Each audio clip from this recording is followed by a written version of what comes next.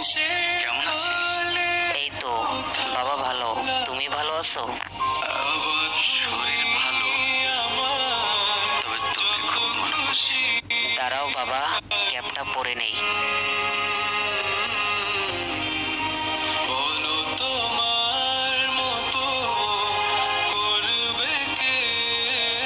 দেখি বাড়ি আসবে না। ঈদে বাড়ি আসবো কিনা বলতে পারছি না। তোমার বিকাশে টাকা পাঠিয়ে দিয়েছি। বাবা, আমার প্রমোশন হয়েছে, স্যালারিও বেড়েছে, পুরো 1 লক্ষ টাকা। বাবা, আলহামদুলিল্লাহ। বাবা একটু লাইনে থেকো।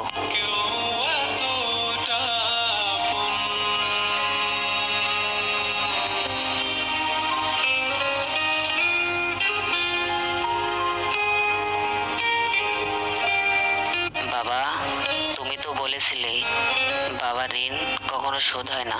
তুমি 18 বছরে আমার পিছনে যত টাকা খরচ করেছো, তুমি কি জানো আগামী 5 বছরে সেই টাকা আমি দিতে পারবো? আমার এখন স্যালারি 1 লক্ষ টাকা। বাবা, ও, এই কথা। তাহলে শোন, তোকে একটা গল্প বলি। বলো বাবা। বাবা, তোর বয়স যখন 4, তখন আমার বেতন 3000 টাকা। 1800 টাকায় চলে সংসার।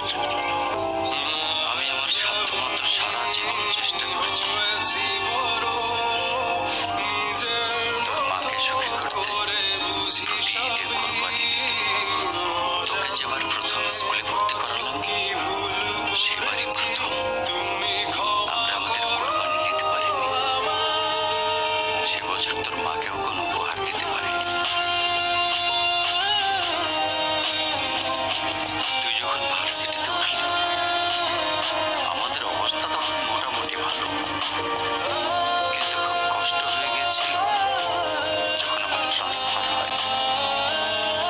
রোজ রোজ বাসে চড়ে, পায়ে হেঁটে, ঘামে ভিজে, খুব দুর্বিষহ লাগছিল। একদিন শোরুম থেকে একটা বাইক দেখে আসলাম। সে রাতে আমি স্বপ্নেও দেখেছিলাম আমি বাইকে চড়ে অফিসে যাচ্ছি।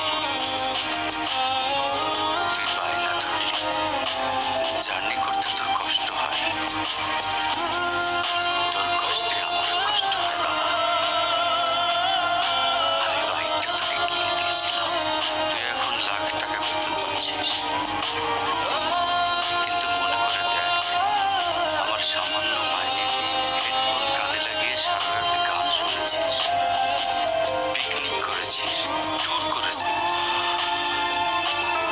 আর তোর টাকা নিয়ে আমি এখন হার্টের বাইপাস করাই, ডায়াবেটিক মাপাই।